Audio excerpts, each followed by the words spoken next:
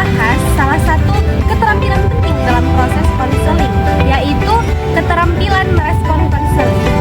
Betul banget.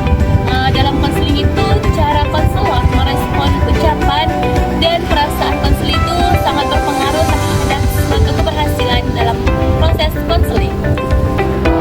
Sebenarnya apa sih yang dimaksud dengan respon konselor?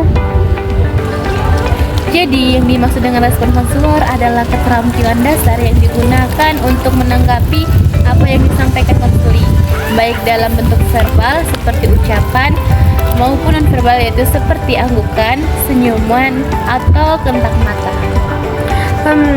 Jadi bukan hanya kata-kata, tapi juga sikap dan ekspresi ya? Ya, betul sekali. Melalui respon yang tepat, konselor juga bisa menunjukkan perhatian, empati, dan dukungan. Itu membuat konseli merasa diterima dan nyaman untuk terus terbuka. Oke. Bisa kasih contoh respon yang baik? Baik, contohnya itu ya misalnya dengan mengatakan kata-kata singkat seperti ya, saya mengerti, atau silahkan lanjutkan.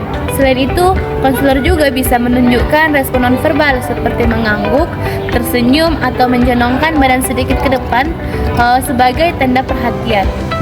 Lalu apa sih yang harus dihindari seorang konselor itu? Yang harus dihindari oleh konselor itu adalah konselor harus berhati-hati agar yang harus dihindari oleh konselor itu yaitu konselor harus berhati-hati agar responnya tidak terkesan menilai, menghakimi, atau mendominasi pembicaraan. Kalau salah merespon, konselor juga bisa merasa tertutup. Oke, kalau begitu apa manfaat dari respon konselor yang tepat? Manfaat dari respon konselor yang tepat yaitu ada banyak. Respon yang tepat membantu konseling merasa dihargai, menumbuhkan kepercayaan, dan juga serta mendorong mereka untuk memahami diri dan menemukan solusinya. Dengan kata lain, respon konselor berfungsi sebagai jembatan komunikasi yang efektif. Wah, berarti respon yang baik itu bukan cuma soal sopan, tapi juga strategi untuk mengarahkan konseling ke tujuan yang lebih jelas. Baik, selanjutnya yaitu kesimpulannya. Keterampilan merespon adalah salah satu kunci keberhasilan dalam proses konseling. Ya, dengan respon yang empatik, lembut, dan profesional, konselor itu bisa membangun hubungan yang kuat dan membantu si konseli menemukan solusi terbaik bagi masalahnya. Terima kasih sudah menonton, semoga bermanfaat.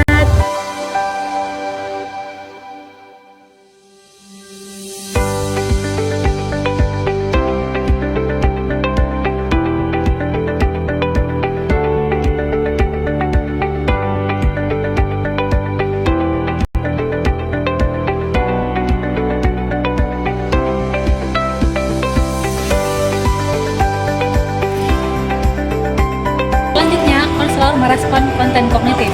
Respon terhadap konten kognitif adalah kemampuan seorang konselor untuk menanggapi cara berpikir konseli tentang dirinya sendiri, orang lain, ataupun situasi yang sedang dihadapinya saat ini.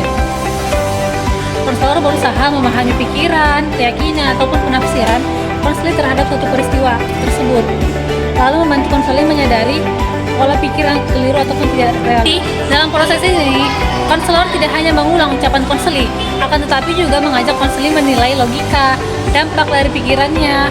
Pertanyaan klasifikasi dan refleksi perlu digunakan agar konseli berpikir lebih dalam dan menemukan pandangan yang lebih positif.